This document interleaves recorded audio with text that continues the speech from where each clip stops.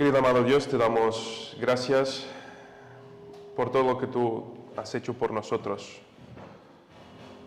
Te quiero pedir, Señor, que derrames tu Santo Espíritu sobre nosotros en esta mañana. Que las palabras que se digan de aquí de arriba no sean mías, sino tuyas, Señor, y que sean de bendición para nuestras vidas. Acompáñanos y gracias por todo. En nombre de Jesús. Amén.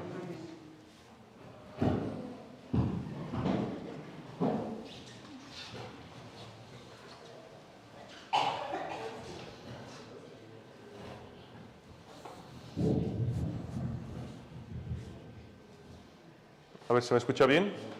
¿Me escucháis? Se escucha, ¿no? Es que la tecnología a veces, en vez de ayudar, desayuda.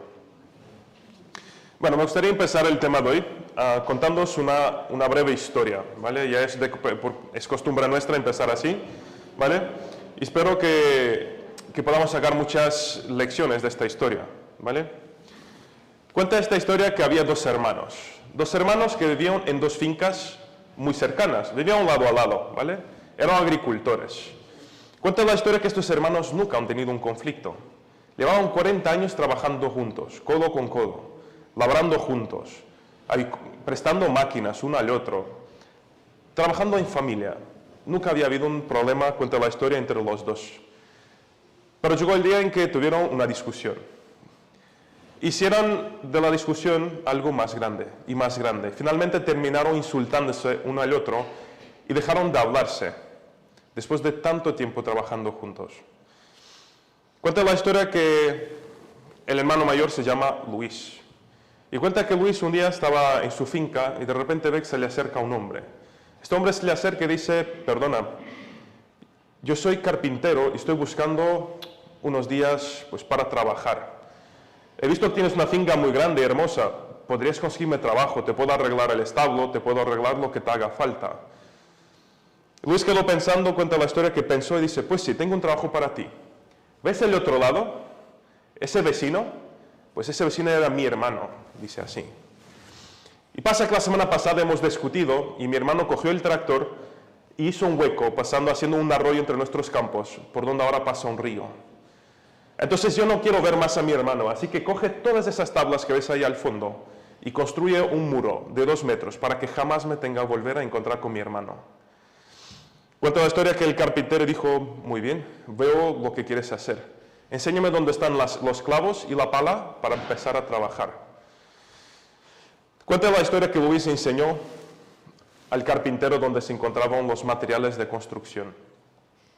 Y tuvo que marcharse a la ciudad debido para arreglar sus asuntos. Pasó el día y cuando regresa Luis no podía creer lo que veía.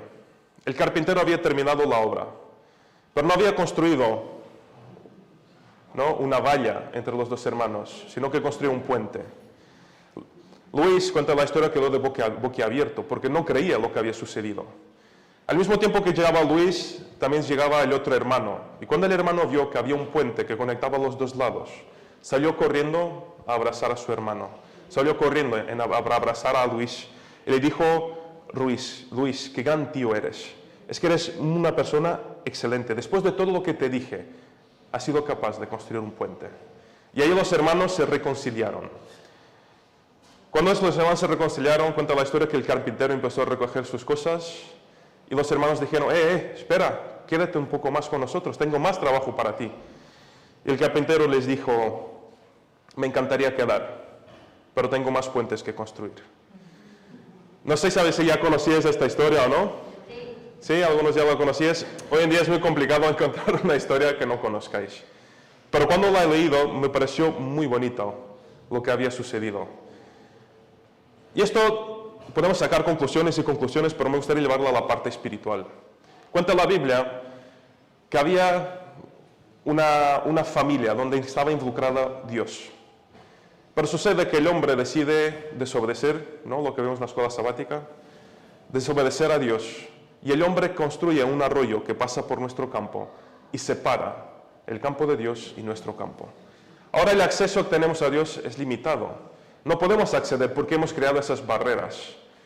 Pero me cuenta la Biblia que ese Dios de cual nosotros hemos alejado, ha decidido encarnarse, hacerse humano, hacerse carpintero y construir ese puente que conecta el lado de Dios con nuestro lado, para que nosotros tengamos acceso directo a su encuentro. Y es de este Hijo de Dios que estamos hablando en estos últimos meses. Si os acordáis, hemos repasado bastante este tema. Hemos hablado del Antiguo Testamento. Hemos visto que el término Hijo de Dios proviene desde antes, ¿verdad? Vimos a Adán, vimos al pueblo, vimos a Abraham, vimos a todos estos, hasta llegar al Nuevo Testamento, que es donde realmente existe el conflicto. Porque muchos defienden que Jesús en algún momento de la eternidad había sido creado como Hijo de Dios. Otros dicen que Jesús no existió hasta la encarnación, pero lo que la Biblia nos enseña es que Jesús era Dios, el Dios eterno, que no tiene nada que perder y se hace humano para salvar a cada uno de nosotros. Ayer en la escuela sabática lo comentábamos en el grupo que tenemos por Zoom, y decíamos, ¿no? El amor es la libertad, y la libertad conlleva un riesgo, ¿verdad? Y Dios puso ese aval. Si algo salía mal de esa libertad del amor, Dios había puesto un aval para decir, si algo sucede, yo mismo iré y daré mi vida para que el hombre pueda volver a tener esa libertad. Y es lo que vemos en la historia de la Biblia. Jesús es Hijo de Dios, es Hijo de la humanidad en representación de todos nosotros. Y eso es lo que hemos estado estudiando en el Nuevo Testamento, en Mateo, en Lucas, en Juan. Hemos visto la última vez el libro de Romanos y hoy vamos a estudiar otro libro que es fascinante. Lo triste de este libro es que no sabemos mucho, ni de quién lo escribió, ni para quién fue escrito. Se cree que es posible que el autor de este libro sea Pablo. ¿Por qué Pablo? Pues porque Pablo tiene una forma de expresarse que aparece muy a menudo en este libro. También creen que es posible que no haya sido Pablo, sino que uno de sus seguidores, Bernabé, Apolo, o quizás el mismo Lucas. Pero una vez más, nadie está seguro, porque hay expresiones muy parecidas de entre todos. Y bueno, lo que sí sabemos es que en el capítulo 2 de este libro, ¿vale?, nos dice que este autor, todavía no he dicho el libro, no sé si ya sabéis cuál es. ¿Imagináis cuál es? Bueno, sigo dando pistas, a ver si lo descubrís. El autor de este libro, en el capítulo 2, dice que tenía una relación muy estrecha con los discípulos, con los apóstoles del Señor. Por eso nosotros, cuando vemos este libro, sabemos que es un libro fiable. ¿Por qué? Porque tiene las enseñanzas de Jesucristo. ¿De acuerdo? ¿Qué más sabemos de este libro? Pues no sabemos mucho más. No sabemos ni siquiera a quién fue escrito. Sabemos que fue escrito para un pueblo, ¿vale?, donde habla de los primeros 5 libros de la Biblia. Entonces se deduce que fue escrita a un grupo de judíos cristianos. Pero no se sabe ni siquiera a qué iglesia, ni a qué zona, ni a dónde fue escrito esta carta, sino que había una necesidad en ese momento, y esa necesidad se describe en el capítulo 10, donde vemos que estos cristianos estaban siendo perseguidos, maltratados, y algunos estaban perdiendo la fe. Y esta carta, la carta de los Hebreos, fue escrita para animar a las personas a acercarse otra vez a Dios. Entonces, dentro del contexto de lo que estamos estudiando nosotros, el Hijo de Dios, hoy estaremos estudiando el libro de Hebreos.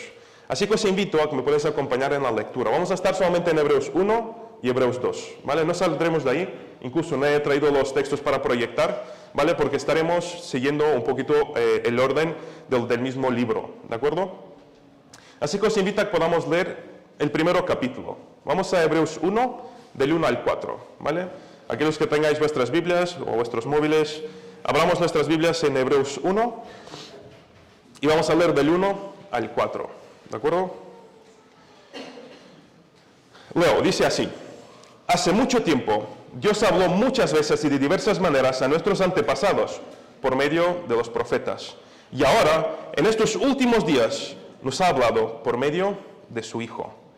Dios le prometió todo al Hijo como herencia, y mediante el Hijo creó el universo.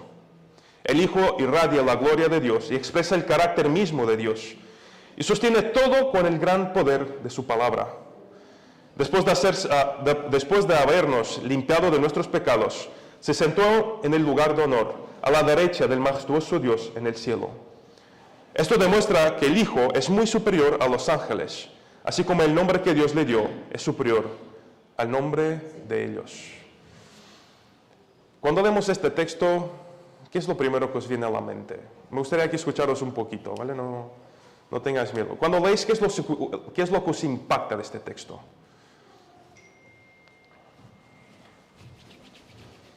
¿Alguien se anima? Miguel. La existencia de Dios por la salvación a través de los tiempos. Muy bien, muy bien. Muy bien. Eso es. Fijaos que el libro de Hebreos nos empieza dejando las cosas muy claras desde un principio. El libro de Hebreos nos deja claro que Jesús cumple la línea del tiempo del pacto. ¿Y cuándo la cumple? En el nacimiento de Jesús en esta tierra. ¿De acuerdo? Cumple. Entonces, fijaos lo que dice el texto. Dice, Dios nos ha hablado de muchas maneras. Dios ha prometido al pueblo muchas cosas. Y no solamente muchas cosas, sino que habló durante tiempo y tiempo de algo que iba a suceder, algo muy grande, que es la encarnación de Dios mismo. Y esto culmina, todo el Antiguo Testamento que hablamos los profetas, culmina con el nacimiento de Jesús. Ahí es cuando empieza el Nuevo Testamento, la nueva parte de la Biblia, ¿verdad? Fijaos, dice, habló a través de muchas maneras. Pero hoy, en estos últimos días, ¿a través de qué nos habla la Biblia? A través del Hijo, a través de Jesús. ¿Y quién es este Jesús a quien Dios le prometió toda la herencia? No es nada más ni nada menos que el creador del universo. No es nada más ni nada menos que el carácter mismo de Dios, que aparte de que sostiene todo mediante su palabra, no solamente que crea a través de su palabra, sino que su palabra, lo que Él dice, se hace. Y el texto sigue diciendo que este Jesús, este Dios que se hizo hombre, que se encarnó, que no tuvo nada que aferrarse, sino el amor que tenía hacia sus criaturas caídas, dejó todo, se hizo humano y vino a vivir como uno de nosotros. Y dice, después de haber limpiado nuestros pecados, ¿qué pasó? Fijaos esto gráficamente, ¿vale? Jesús es Dios. Los ángeles, los humanos, ¿vale? ¿El pecado qué hace? los humanos caigamos hacia abajo, ya no somos imagen y semejanza de Dios en su plenitud. Jesús, cuando viene a la tierra, lo que hace es bajar a nuestro nivel, ¿de acuerdo? Después de limpiar nuestros pecados, dice el texto que Jesús retoma lo que tenía y va al trono de Dios. No solamente va al trono, sino que su nombre es por encima de cualquier ángel, ¿vale? ¿Y esto por qué es importante? Porque no tendría sentido que Hebreos, el autor de Hebreos, estuviera diciendo esto si Jesús en algún momento haya sido, pues, inferior, por así decirlo, ¿no? Si la procedencia se refiere a la naturaleza eterna, no tiene sentido que digan que Jesús haya sido menor. O sea, que en algún momento Jesús tuvo que ser menor que los ángeles para después hacerse mayor. Y esto nosotros sabemos que sucede en la encarnación. Está claro que Jesús, que es hijo de la humanidad, es hijo de Dios, que esto es lo que estamos tratando. A veces el término hijo de Dios nos lleva a pensar que Dios lo engendró o que lo haya criado en algún momento, sino que se refiere realmente a que Jesús se hizo humano, se hizo uno de nosotros, se puso en la línea del tiempo adémica de Adán, ¿vale? Y por medio de la encarnación Jesús ha logrado que el ser humano se ha elevado de la posición que estaba hacia la posición a donde va Jesús. No solamente se eleva a Jesús a esa posición, sino que toda la humanidad va con él.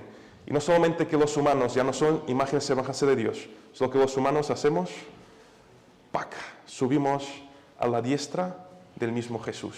¿No os parece asombroso esto? ¿No os parece increíble? Todos los seres humanos somos imagen y semejanza de Dios. El ser humano cae y se vuelve inferior, pero por la obra de Jesús, los seres humanos nos ponemos a la diestra de Dios y reinaremos toda la eternidad. ¿Al lado de quién? Al lado de Jesús. No sé si os parece, ¿no parece esto precioso? Para mí me encanta. Sigamos estudiando el libro de Hebreos. Sigamos estudiando. Vamos al versículo 5. Hemos leído hasta el 4, vamos a leer el 5. Fijaos lo que dice. Pues Dios nunca le dijo a ningún ángel lo que le dijo a Jesús. Tú eres mi hijo. Hoy he llegado a ser tu padre. Dios también dijo, yo seré su padre y él será mi hijo. Esta es la nueva traducción viviente, la Biblia que tengo aquí. Pero la traducción más común que tenemos, que es la Reina Valera, dice, este es mi hijo amado. Yo te engendré hoy. La palabra engendrar aparece muchas veces. Aparece en Juan 3:16. Aparece en Romanos, que lo hemos visto la última vez.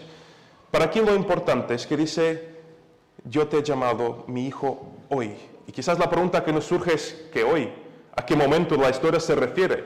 Y no voy a contestarlo yo, sino que lo dejaré que el texto mismo lo conteste. Vamos al versículo 6. Fijaos que cuando se cumple este hoy, cuando Dios pasa a ser padre de Jesús. Dice, además, cuando lo trajo a su hijo, algunas traducciones dicen supremo, otros dicen primogénito al mundo, Dios dijo, que lo adoren todos los ángeles. Fijaos lo que nos está diciendo. Jesús se convirtió en hijo de Dios en la encarnación. No es que se haya hecho hijo, sino que se hizo igual a la humanidad. La última vez, si alguno no ha podido escuchar, puedes verlo en YouTube, vimos lo que significa el primogénito. Jesús no es el primero hijo de Dios, porque Adán es el primero hijo creado, ¿verdad? Jesús es el primero en adquirir la salvación. Jesús es el primero en morir y resucitar. Por eso es el primogénito de todos.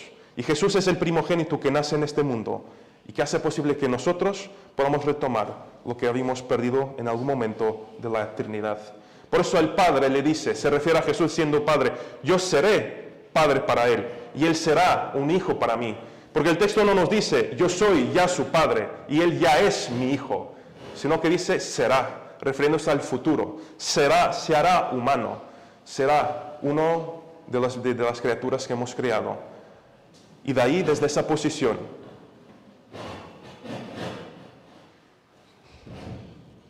es el cable. Y de ahí, de esa posición, Jesús podrá restaurar la humanidad caída.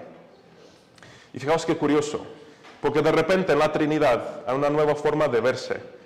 Tanto Dios Padre como Jesús, ¿vale? Dios Padre como lo conocemos y Jesús adquieren nuevos roles. Lo dejaré aquí. Se me escucha, ¿verdad?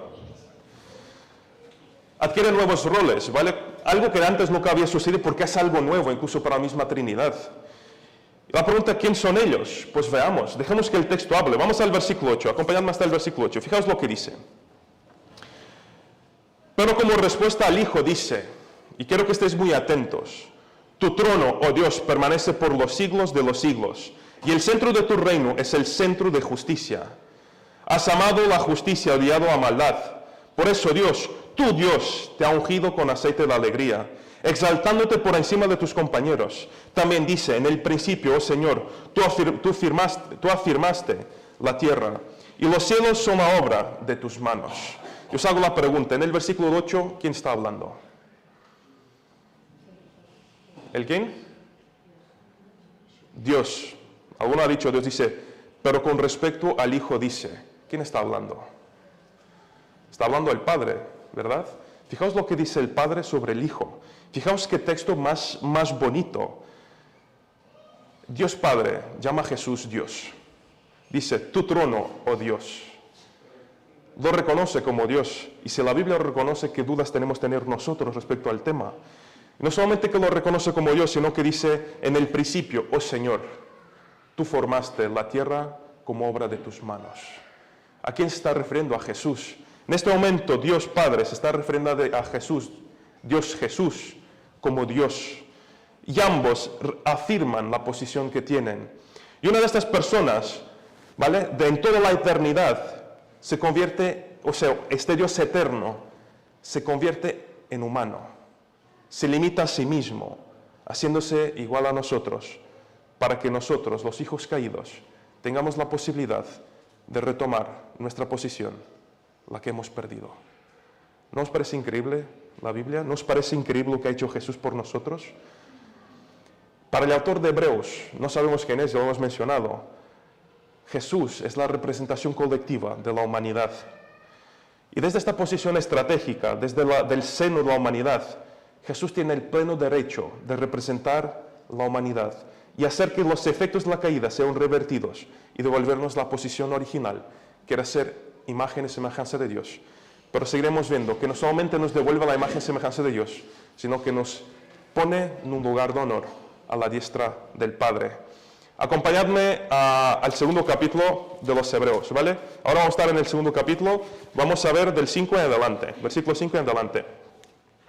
Fijaos lo que dice Hebreos 2, versículo 5.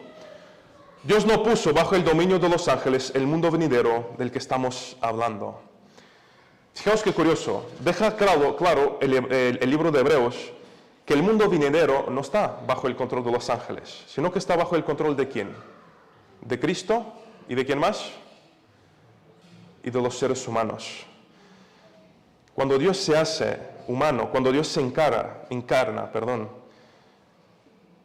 hace que la humanidad retome su posición cuando Jesús resucita y asciende al trono de todo el universo. Fijaos lo que sigue diciendo Hebreos en el versículo 6 al 8. Fijaos lo que dice. Como alguien ha atestiguado en algún lugar, en este caso sabemos que es el Salmo 8, fijaos cómo dice, ¿qué es el hombre para que pienses en él? ¿Quién es el ser humano para que lo tomes en cuenta? Los hiciste un poco menores que los ángeles y los coronaste de gloria y de honor. Todo lo sometiste a su dominio. Y aquí ahora quiero que estéis atentos porque vamos a hablar un poquito de teología. Vamos a dar teología en este momento, ¿vale? Porque aquí vemos algo muy importante. Vemos un lenguaje temporal y provisional. ¿Por qué? Porque como he dicho antes, nosotros somos imagen y semejanza de Dios. Los ángeles son imagen y semejanza de Dios. Todas las criaturas creadas por Dios, ¿qué son? Imagen y semejanza de Dios, ¿verdad? Entonces el texto nos dice que nos ha creado un poco inferiores a Dios. Aquí no miento. Pero si vamos al texto de Salmos 8, al original, ¿sabes cómo dice? Dice, los creaste un poco inferiores, ¿sabes a quién? A Elohim, a Dios. Dice Salmos 8, David dice que Dios nos ha creado un poco inferiores a Dios. ¿No os parece curioso esto? No es que hayamos sido creados inferiores que los ángeles, sino que somos iguales. Y todos los seres creados a la imagen de Dios son un poco inferiores que Dios. Pero lo que sucede es que en Génesis 1, mejor dicho, en Génesis 2 y 3, lo que vemos es que el ser humano toma una posición de romper el vínculo con Dios y se hace inferior delante de todo el universo y de todas las criaturas. Los seres humanos cogemos el tractor y hacemos un arroyo que pasa entre estos dos campos, separándonos de Dios, separando la humanidad de Dios. Pero dice el texto que nosotros éramos un poco inferiores a Elohim. Y esto, si queréis, lo podéis estudiar vosotros. El texto original dice Elohim. Y tiene una explicación por qué se dice ángeles. Porque en la Edad Media se consideraba blasfemia decir que el ser humano ha sido creado un poco inferior que Dios. Pero el texto no miente. David tiene claro cuando escribe este salmo. Y quiere decir que nosotros somos imagen y semejanza de Dios. Pero con la caída hemos bajado. Aquí están los ángeles, nosotros hemos caído abajo de los ángeles. Por eso es una posición temporal y provisional. Porque aquí es cuando vienen las buenas noticias. Aquí es cuando entra Cristo en acción. Aquí es cuando viene nuestro Salvador y nos pone en lugar de honor que nos pertenece. Acompañadme a Hebreos 2, del 8 al 13. Hebreos capítulo 2, versículo 8 al 13. Nos dice lo siguiente. Ahora bien, cuando dicen todas las cosas, ¿vale? Se refiere a la humanidad en este caso, significa que nada queda fuera. Pero todavía no vemos que todas las cosas sean puestas bajo la autoridad de ellos, refiriéndose a la humanidad. ¿Vale? No obstante, lo que sí vemos es a Jesús, a quien por poco tiempo se le dio una posición un poco inferior a los ángeles. ¿Mediante qué? La encarnación, ¿verdad? Jesús adquirió una posición temporalmente inferior que los ángeles, asumiendo la humanidad, ¿vale? Mediante la encarnación. Y debido a que sufrió la muerte por nosotros, ahora está coronado de gloria y honor. Efectivamente, por la gracia de Dios, Jesús conoció la muerte por todos. Dios, para quien y por medio de quien todo fue hecho, refiriéndose a Jesús, eligió llevar a muchos hijos a la gloria. Convenía a Dios que mediante el sufrimiento hiciera a Jesús un líder perfecto, apto para llevar a la salvación. Por lo tanto, Jesús y los que en Él son santos tienen al mismo Padre. Fijaos qué bonito. Yo creo que no hace falta ni explicarlo. Debido a lo que Jesús ha hecho, no solamente Jesús es humano y acepta a Dios como su Padre, sino que nosotros tenemos el mismo Padre, que es Dios. Versículo 11 en la mitad dice, por esa razón Jesús no se avergüenza de llamarnos hermanos. Jesús se siente orgulloso de que seamos sus hermanos. Versículo 2 dice, pues lo dijo a Dios, anunciaré tu nombre a mis hermanos, entre tu pueblo reunido te alabaré. También dijo, porque mi confianza en Él, es decir, yo y los hijos que Dios me han dado, confían en el Señor. Fijaos qué bonito como Jesús nos describe. Es un texto profundo, podemos estar aquí horas hablando de él, pero permitid que demos pequeñas ideas y pequeños comentarios respecto a todo esto. En el versículo 7, ¿vale? Donde empezamos, lo que vemos es que la humanidad perdió su posición original de la creación. ¿De acuerdo? Ese plan fue frustrado por la caída humana. Teníamos una imagen y semejanza de Dios, estaba todo bajo nuestro dominio, la humanidad decae. Pero si vemos a Cristo como Hijo de Dios, como alguien humano, alguien que se encarnó, que ocupa nuestra posición, que retoma nuestro lugar, ¿vale? Tomando la naturaleza, ese Dios eterno, tomando esa naturaleza, sufriendo la muerte por todos, resucitando por nosotros y sentándose a la diestra del Padre, la humanidad es vista como algo diferente. La humanidad es vista estando sentada al lado del trono de Dios, a la derecha del Padre. ¿Por qué hizo esto Jesús? Para que muchos hijos sean revestidos de gloria, dice el texto. En otras palabras, para restablecer nuestra posición. Jesús convirtió en verdadero humano. Y el Hijo de Dios, que Dios quería que fuera Adán, no ha podido cumplir con lo que Jesús ha hecho. Por eso Jesús viene, ¿no? Y toma esa caída, toma las consecuencias de la libertad y del amor y se hace humano para poder revertir todo lo que se ha hecho. Por eso Jesús dice, yo no me avergüenzo de llamarles hermanos. Por eso Jesús es nuestro hermano eterno. Por eso Jesús representa a toda la humanidad, no solamente ahora, sino que por toda la eternidad Jesús va a representar la humanidad. Como ser humano, Jesús puso toda su confianza en Dios, lo que había haber hecho Adán. Y al poner toda la confianza en Dios, ha abierto un camino para la restauración de cada uno de nosotros y la restauración de nuestra confianza en Dios. Ha creado lo que nosotros llamamos ese puente que conecta esas dos orillas que nosotros habíamos separado. Tanto el libro de Hebreos como el libro de Romanos, como los Evangelios, todo lo que hemos estado estudiando, el Nuevo Testamento se basa en la premisa de que Jesús, el cumplimiento de la promesa de Génesis 3:15, se cumple con el nacimiento de Jesús. Jesús entra en la línea temporal de la humanidad. Dios se limita a la línea temporal siendo un Dios que está fuera del tiempo, pero se pone en esa línea temporal a través de la encarnación. Adán era hijo creado. Jesús es un hijo encarnado. La encarnación fue el acto que convirtió a Jesús en hijo. Lo convirtió en humano. Y vino en este mundo en carne y hueso para cumplir el pacto de Dios, para que nosotros podamos dar ejemplo a los demás y llevar muchos más hijos a la gloria.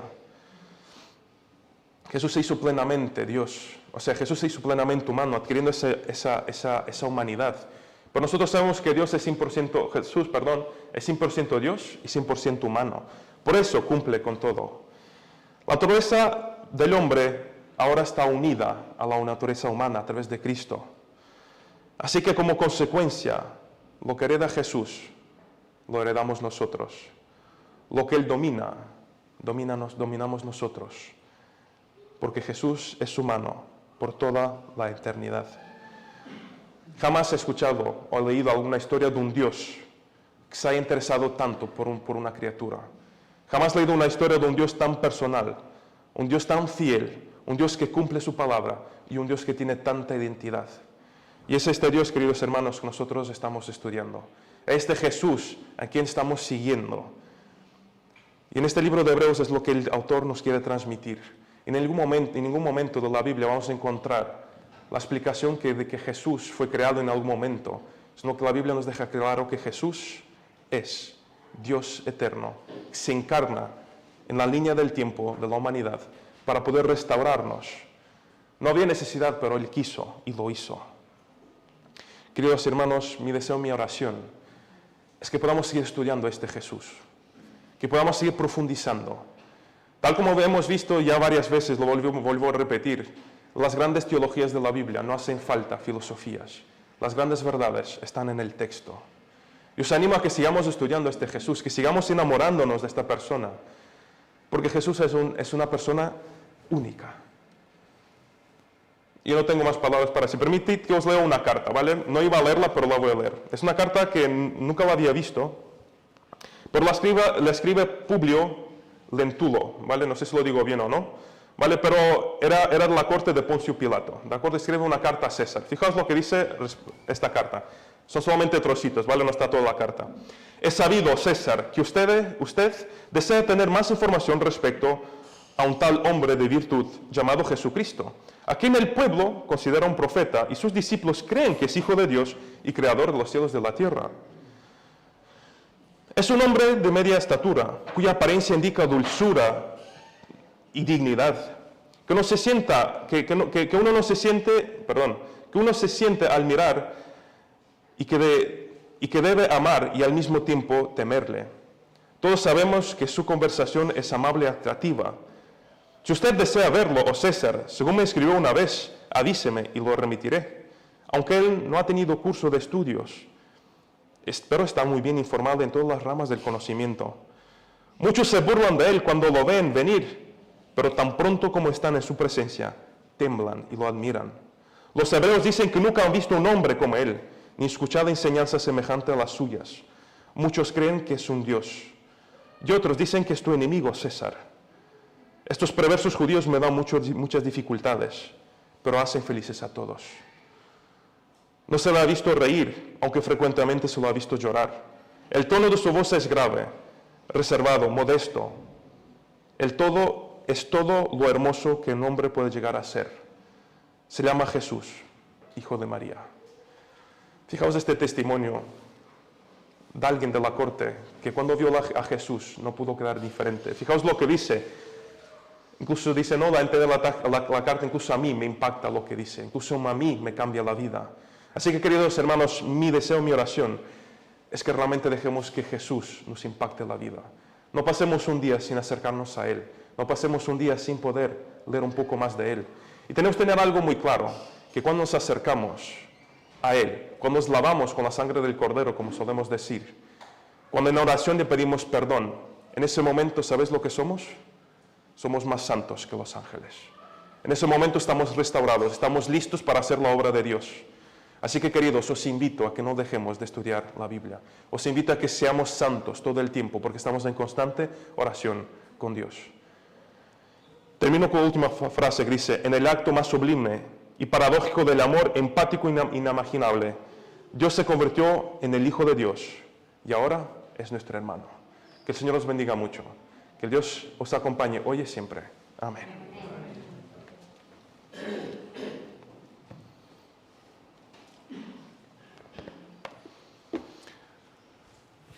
Os invito a que nos pongamos de pie, ¿vale? Y vamos a cantar.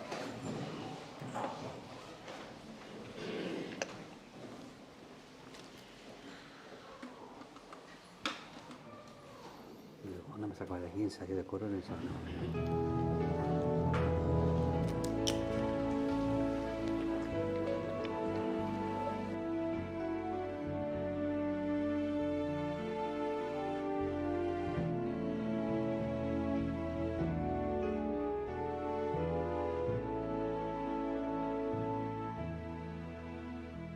Cuando el cielo y sus estrellas me hablan del amor de Dios y las flores al abrirse buscan el calor del sol, pienso en ese amor eterno que cuidado a todos da, me inspira cada día para amarlo más y más. Él es mi vida, Él es mi luz, mi gran amigo, mi buen Jesús. Nada marchitará ni cambiará mi amor por Él. Mi Dios y mi Señor es todo para mí. Él conoce, Él escucha y me dice qué hacer. Él comparte mis momentos, sabe cómo y por qué. Él me guía cada paso, me da siempre lo mejor. Y aunque a veces no comprendo, me consuela con su amor. Él es mi vida, Él es mi luz, mi gran amigo, mi buen Jesús. Nada marchitará ni cambiará mi amor por Él. Mi Dios y mi Señor es todo para mí.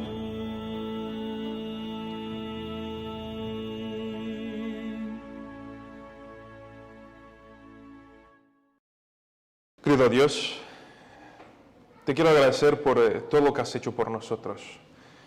Cuanto más me acerco a la Biblia, más me doy cuenta que eres puro amor. Gracias que a pesar de que seamos libres y que eso tenía una consecuencia, estabas dispuesto a pagarla. Gracias porque no tuviste en cuenta que eres Dios eterno, todopoderoso, y te despojaste de lo que eres para hacerte uno de nosotros. Gracias porque nos has dado un ejemplo. Gracias porque tu persona es única. Has impactado a los que te conocieron, incluso a los romanos, Señor, como veíamos en el último testimonio. Pero hoy sigues impactando las vidas de cada uno de nosotros y de aquellos que se encuentran contigo. Gracias, Señor, porque para amarte y para seguir tus mandamientos hace falta conocerte. Cuando te conocemos, no tenemos dudas, Señor, que eres lo mejor que nos podía haber sucedido. Gracias porque ahora eres nuestro hermano. Gracias porque tomas esa posición, te rebajas a nuestro nivel. Y gracias porque ahora estamos a tu diestra. Gracias porque nos santificas siempre que nos acercamos a ti. Gracias porque cuando nos encontramos con tu sangre y pedimos perdón, tenemos una nueva oportunidad, Señor, de reencontrarnos contigo. Y podemos así realizar tu obra. Querido Dios, te quiero pedir por esta iglesia. Que esta iglesia siga estudiándote, que siga acercándose a ti, Señor, que siga conociéndote, Señor.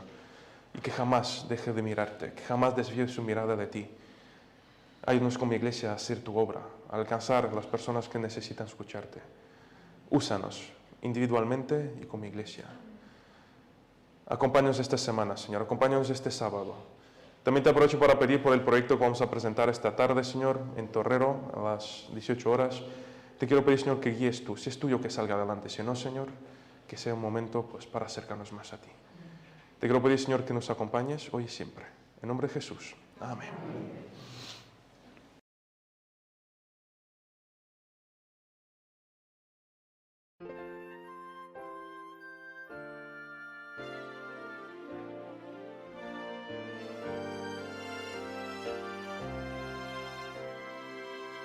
Voy caminando siempre